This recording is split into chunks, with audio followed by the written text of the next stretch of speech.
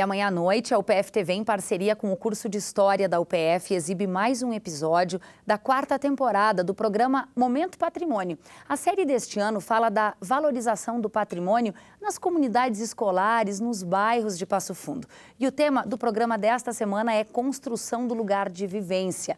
O Momento Patrimônio vai ao ar, então, amanhã, às 9 da noite. Se você não puder assistir amanhã, olha só, tem outras duas opções. Sábado e domingo, às 8h30 da noite. Confira um trecho. Minha avó conta que ela ajudava bastante pessoas, ajudavam as crianças.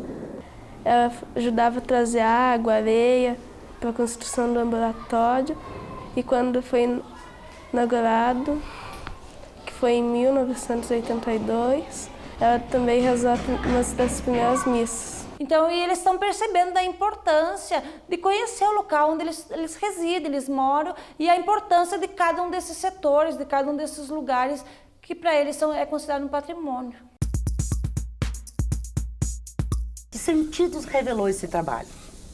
No início foi um desafio, porque eu tinha que envolver professores e alunos, e muitos dos professores não eram da área.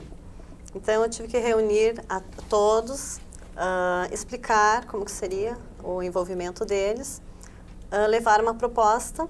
Aí a proposta que eu pensei foi uma linha do tempo, os estabelecimentos que iam chegando ou os fatos que iam acontecendo. A gente foi em busca dessa história e fomos completando esta linha do tempo. A história é uma coisa de gente famosa, né? Então essas pessoas vão dizer, bom, mas eu não fiz nada relevante. Por que eu não tenho história porque eu não fiz nada relevante, não mudei nada.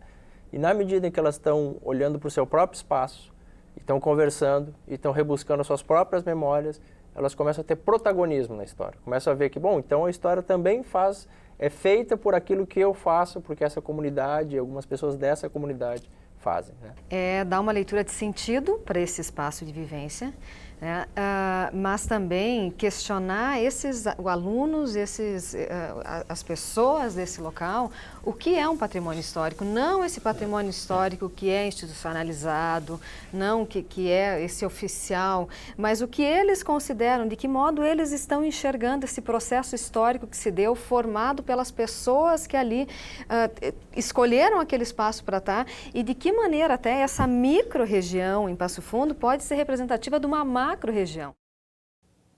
Depois de 5 anos sem realizar eleições em Passo Fundo, a União das Associações de Moradores da cidade, a UAMPAF, vai renovar a diretoria. Só que o processo eleitoral definido pelo Congresso do Movimento Comunitário foi completamente alterado. E para a gente entender quais mudanças são essas, nós convidamos a presidente da Comissão Eleitoral, Grace Serafini. Grace, seja bem-vinda ao UPF TV, obrigada por aceitar o nosso convite.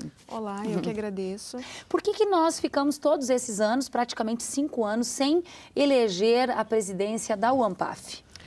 Ocorre que a eleição de 2010 foi legítima e ocorreu dentro da normalidade. Em 2012, uma das associações se sentiu desrespeitada, se sentiu com problemas no sentido da localização das urnas, disposição das urnas, e por um mal-entendido jurídico e também a irregularidade do antigo estatuto, acabou que foi suspensa a eleição.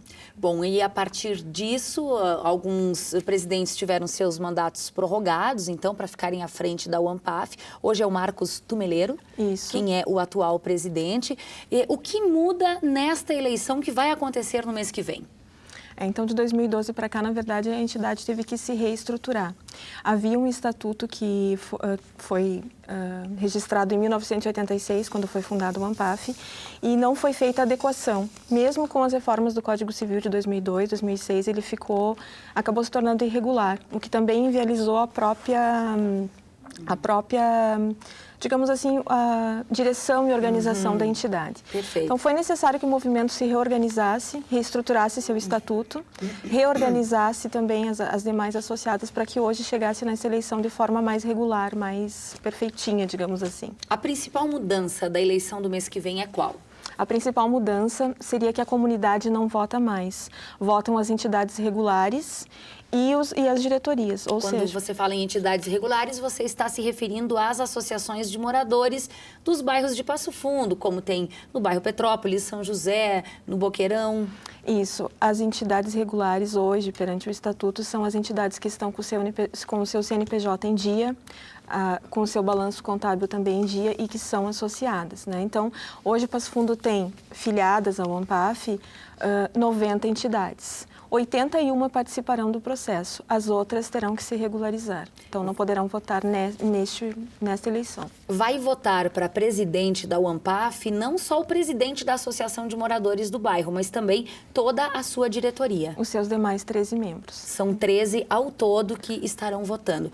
Vocês já imaginam o número de candidatos que Passo Fundo terá para a presidência da UANPAF? Já há um movimento nesse sentido? Assim, extraoficialmente 2 chapas. Até o momento ninguém registrou oficialmente. Oficialmente nenhum. Até porque a gente pediu alguns documentos, como antecedentes criminais, a questão de estar em dia com as obrigações eleitorais, não ter nenhum processo por improbidade, porque é um momento onde a gente quer fortalecer o movimento comunitário. Em 5 anos houve um desgaste, né? A UANPAF ela tem um papel muito importante de atender as demandas dos presidentes, onde o presidente não consegue ir sozinho, ou seja, tem uma demanda da região leste, não é só do bairro Petrópolis, não é só do Parque Farroupilha, não é só da São José, então a UNPAF entra nesse sentido, né?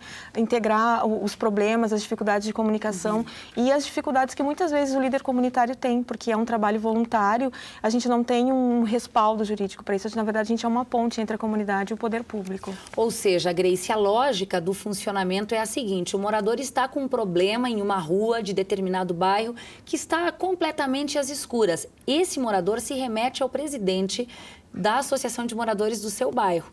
O presidente, se não conseguir resolver o problema, vai bater lá no presidente da UANPAF e pedir ajuda. Essa é a nossa intenção. Claro que nem sempre a gente consegue, mas o líder comunitário, ele é muito importante, no sentido de que é uma ponte também com a escola, na questão da violência, na questão dos problemas em comum da comunidade, do transporte e outras várias áreas, né? Então a gente tenta fazer essa ponte. Queremos falar muito mais sobre a participação da comunidade aqui na UPF TV. Muito obrigada, Grace, e sucesso você que está aí à frente da Comissão Eleitoral. Obrigada, nós que agradecemos. Bom, e a quinta-feira começou com sol e os próximos dias devem continuar assim. Veja a previsão do tempo para amanhã e já para o sábado. Previsão de uma sexta-feira de céu encoberto com muitas nuvens, mínima de 18 graus e a máxima que chega a 30. No sábado, as nuvens diminuem e o sol aparece durante todo o dia. A mínima continua de 18 graus e a máxima não passa dos 30 graus.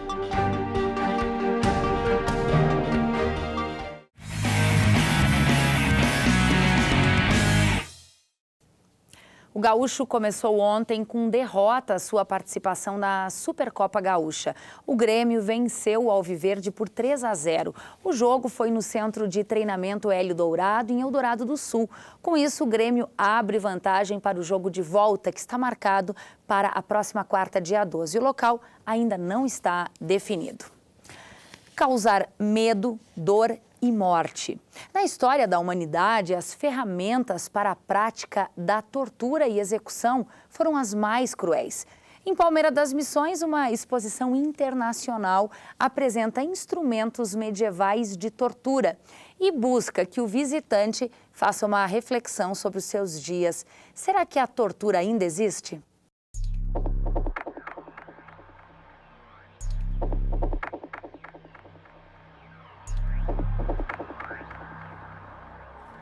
Mais de 1.600 pontas de madeira e ferro. Esse foi um dos instrumentos mais dolorosos usados para a tortura na Idade Média. A vítima era forçada a sentar contra as pontas da cadeira inquisitória até ser toda perfurada. Ela é de 1184, ela tem 1.606 pontas de madeira e 23 de ferro, onde o ser humano era inquirido, né? E se ele não respondesse, ele demorava 3 dias para morrer. Cinto de castidade para evitar a infidelidade da esposa e garantir que o marido pudesse viajar tranquilo. Mas na Idade Média também teve cinto de castidade masculino. No período chamado de Idade das Trevas, mulheres fofoqueiras e adúlteras eram presas na viola das comadres. Essa exposição é de uma associação de historiadores e pesquisadores de Verona, da Itália. Essa exposição ela surgiu em 85, mas ela levou 10 anos de pesquisa. Enquanto esse museu for itinerante, essas peças continuam com a associação. Depois, cada peça volta para o seu museu de origem. Nesta mostra, 40 instrumentos dão a ideia da brutal violência praticada em diferentes períodos da história. Há 30 anos, a Mostra Internacional de Instrumentos de Tortura percorre o mundo. Aqui no Brasil, chegou em 1996. Já passou por diversas cidades, onde fica por 30 dias. Agora, a exposição está em Palmeira das Missões. A peça mais recente, que foi usada até 1975, que é da Espanha, que é o garrote, onde um estudante de 25 anos foi acusado de crime político, ele foi torturado, executado e logo após ele foi inocentado. Aí esse instrumento que nós temos aqui parou de ser usado. Os instrumentos originais são de 6 países da Europa e no Brasil serviram de inspiração durante a escravidão e a ditadura militar. O principal objetivo é levar o ser humano a ele raciocinar o quanto a tortura não leva a lugar nenhum, né? Então, é sociológico, psicológico, né? E o importante da exposição, eu vejo isso trabalhando com eles há 15 anos, é de não só vir aqui e conhecer um pouco mais da história e da cultura, e não se chocar com a crueldade humana, mas é uma reflexão de que nós, seres humanos, somos capazes de fazer muita crueldade. Para mostrar também o que o ser humano é capaz de fazer com o outro, né? Que principalmente assim são coisas assim horríveis que ainda existem, né? Queira ou não, ainda existe um pouco de tortura. Mudou um pouco os métodos.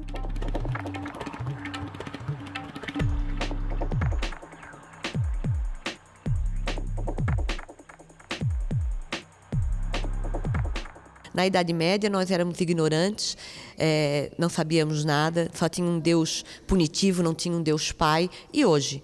E hoje que a gente sabe tanto, e hoje que a gente é tão inteligente e que tem tantas crueldades, que a gente vê crianças mortas por pais, pai matando filho, filho matando pai. O que a gente melhorou?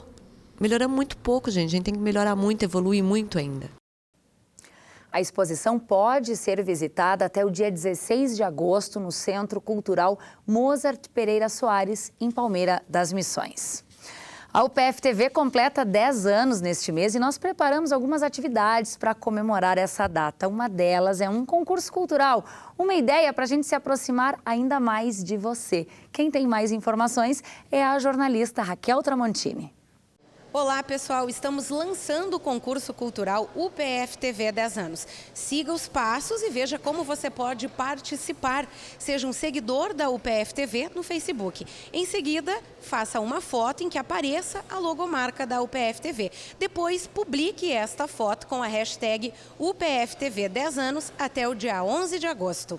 O vencedor com a foto mais criativa vai ganhar um brinde e também vai ter a oportunidade de acompanhar os bastidores do canal de notícias, o telejornal ao vivo da UPF-TV. Você também pode fazer a foto neste cenário que nós montamos para você aqui no Centro de Convivências da UPF. O regulamento completo desta campanha você encontra no Facebook da UPF-TV. Participe e boa sorte! Tá feito o convite, então entra na nossa página no Face. O canal de notícias volta amanhã, sempre ao vivo, ao 12h30. Você pode rever essa edição ainda hoje nos horários alternativos, às 7h30 da noite e 10h30 da noite. Obrigada pela sua companhia e até amanhã.